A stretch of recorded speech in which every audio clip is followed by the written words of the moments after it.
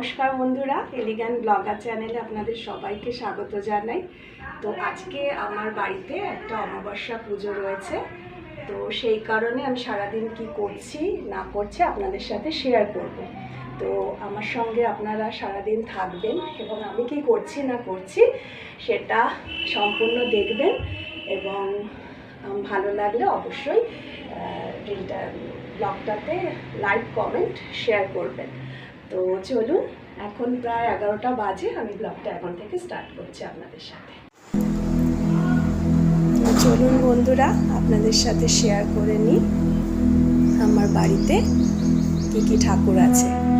তো আজকে অমাবস্যার দিনে এদের সবাইকে আমি সাজিয়েছি। তো সাজানোটা কেমন হয়েছে প্লিজ কমেন্টে জানাবেন, আপনাদের ভালো লাগলো কি না।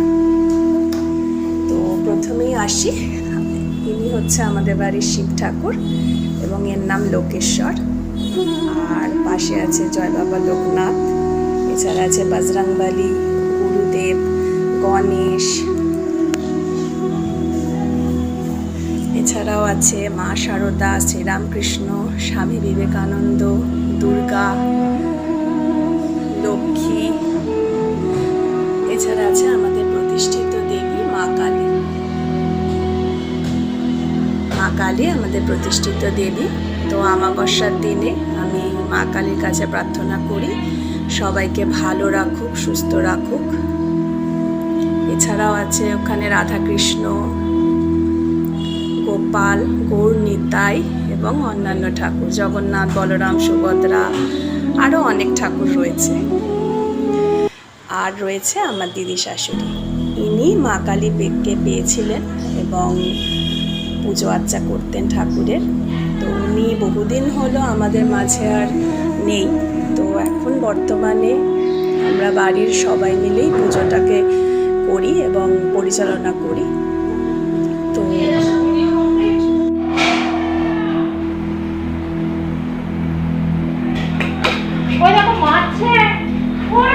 মাত্র আমাদের বাড়িতে পুজো সম্পন্ন হয়েছে। তো এখন সমস্ত প্রসাদ নিয়ে আমরা সবাই মিলে খাওয়া দাওয়া করবো এবং পরবর্তী আমার সঙ্গে থাকবো। প্রসাদ মাখা চলছে আর সবাই মিলে খাওয়া দাওয়া হবে। আমাদের সঙ্গে থাকুন।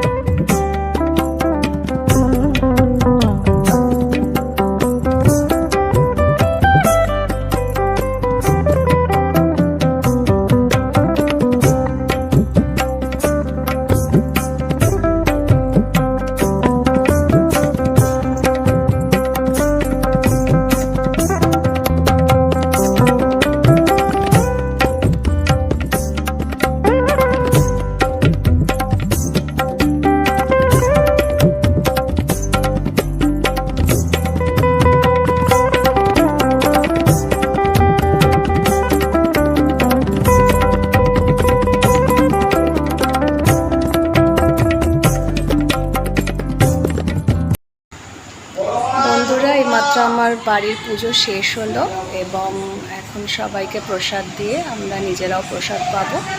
তো আমি ব্লগটা এখানেই এন্ড করছি। তো পুরো ব্লগটা কেমন লাগলো অবশ্যই কমেন্টে জানাবেন। শুভরাত্রি, ভালো থাকবেন।